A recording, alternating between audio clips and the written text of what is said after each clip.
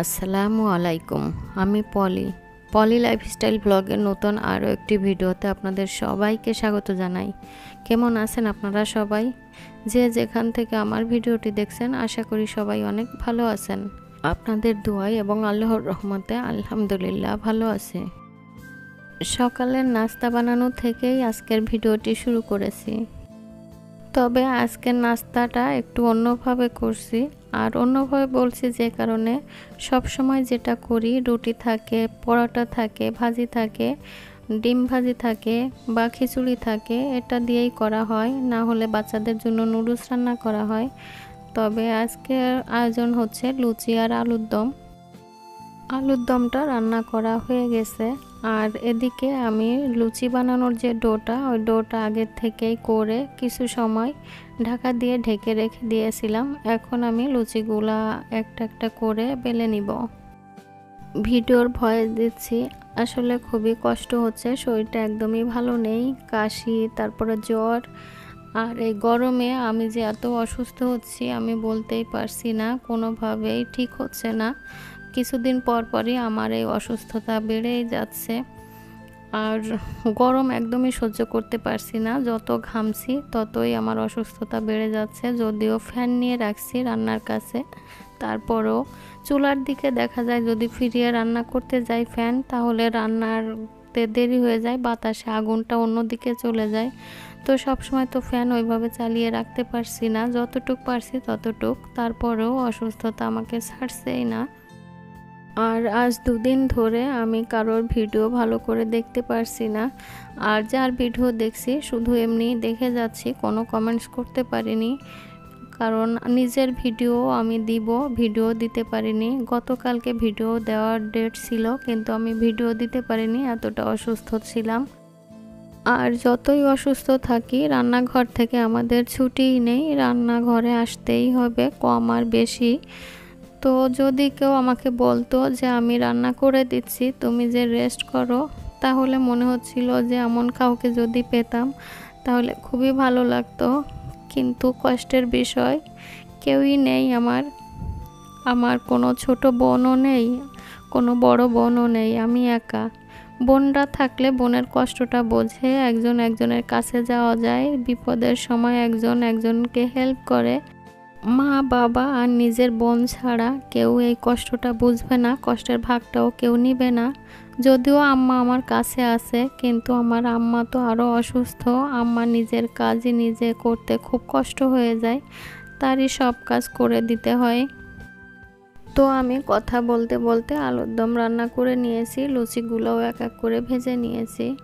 যারা এই মুহূর্তে আমার ভিডিওটি দেখছেন তারা প্লিজ ভিডিওটিতে একটা লাইক দিয়ে কন্টিনিউ করবেন। আর যারা নতুন আমার চ্যানেলে আজ প্রথম ভিজিট করছেন তারা চাইলে চ্যানেলটাকে সাবস্ক্রাইব করে পাশে থাকা বেল বাটনটি প্রেস করে আমার পাশেই থেকে যেতে পারেন। সকালে নাস্তা করে তারপরে ঘরের কিছু টুকিটাকি কাজ করে নিয়েছি, যেহেতু ঈদও চলে এসেছে, ঘরের কাজের তো শেষ নেই। আর ঈদের পরে আমাদের যেহেতু দেরি করে আসা হয়েছে, এরপরে আসার পরে দেখা যায় যে কষ্টটা থাকে ঘরের ভিতরে। কাপড় চোপড় ধোয়াটাই সব থেকে বেশি কষ্টের। অনেক কাপড় চোপড়ই দেখা যায় জমা করা থাকে, ধুতে ধুতেই দেখা যায় কয়েকদিন কেটে যায়। তো যাই হোক, আবারও চিন্তা করেছিলাম কোরবানির ঈদে দেশে যাব, কিন্তু যেতে পারিনি। আমার ভাসুর অনেকটা অসুস্থ, তো সে হসপিটালে ভর্তি আছে, তার একটা অপারেশন হয়েছে, যে কারণে দেশের বাড়ি থেকে আমার শাশুড়ি যা চলে এসেছে, এ কারণে আর দেশের বাড়িতে যাওয়া হয়নি।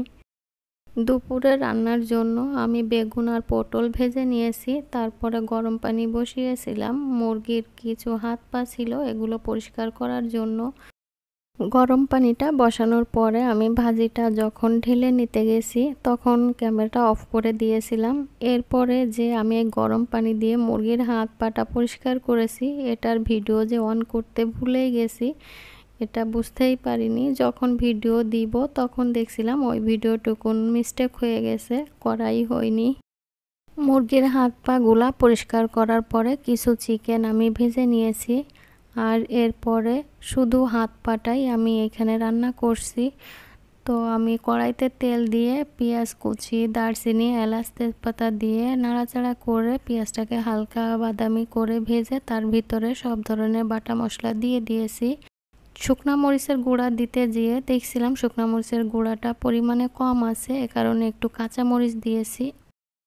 মুরগির এই হাত পা গিলা কলিজাও একটু অন্যভাবে রান্না করছি। আমি বুটের ডাল দিয়ে এবং কাঁঠালের বিচি আলু দিয়েই এই জিনিসটা রান্না করছি। তো মশলাটা ভালো করে কষানোর পরেই বুটের ডালগুলা দিয়ে দিয়েছি। তারপরে বুটের ডালটা কিছু সময় নাড়াচাড়া করে তার ভিতরে মুরগির গিলা কলিজা এগুলো সব দিয়ে মশলার সঙ্গে ভালো করে কষিয়ে নিয়েছি। কিছু সময় রান্না করার পরে এই পর্যায়ে আসার পরে আমি সেই কাঁঠালের বিচিগুলা দিয়ে দিয়েছি। কাঁঠালের বিচিগুলাতে সামান্য একটু লবণ মাখিয়ে দিয়েছি। সব কিছু ভালো করে একটু কষিয়ে নিয়েছি। তারপরে সিদ্ধ করার জন্য সামান্য পরিমাণের একটু পানি দিয়ে ঢাকা দিয়ে ঢেকে দিয়েছি। মাঝে মাঝে ঢাকাটা সরিয়ে একটু নাড়াচাড়া করে নিয়েছি। অনেকে জানি কাঁঠালের বিচিগুলার উপরের যে খোসাটা থাকে এই খোসাটা ফেলে দিয়ে রান্না করে, তবে আমি এই খোসাটা ফেলি না, এটা এইভাবেই রান্না করে ফেলি। মাংসটা কষানোর সময় টমেটো দিয়ে দিচ্ছি। আর টমেটোটা আমি সবসময় আগেই দিয়ে থাকি মশলার সঙ্গে, তবে মনে ছিল না যে কারণে এখন দিয়ে দিচ্ছি, কারণ টমেটোটা নরম, নাড়াচাড়া করতে করতে দেখা যাচ্ছে তরকারির সঙ্গে মিশে যাবে, এ কারণেই এখন দিয়ে দিলাম। বুটের ডাল দিয়ে কাঁঠালের বিচি দিয়ে মাংস রান্না আমার আলিফের খুবই পছন্দ। কাঁঠালের বিচি অনেকটা পছন্দ করে, তো সাথে আলু তো থাকেই। আলু না দিলে কোনো তরকারিতে সে খেতেই পছন্দ করে না। মাংস হোক আর কোনো তরকারিই হোক, তরকারির ভিতরে সে আলুটা খুবই পছন্দ করে, এ কারণে সামান্য একটু আলুও দিয়েছি। মাংসটা ভালো করে কষিয়ে নেওয়ার পরে আমি ঝোলের পানিটা দিয়ে ভালো করে কিছু সময় রান্না করে তরকারিটা নামিয়ে নিব। তো আজ এ পর্যন্তই। সবাই সুস্থতা কামনা করে শেষ করছি আমার আজকের ভ্লগ।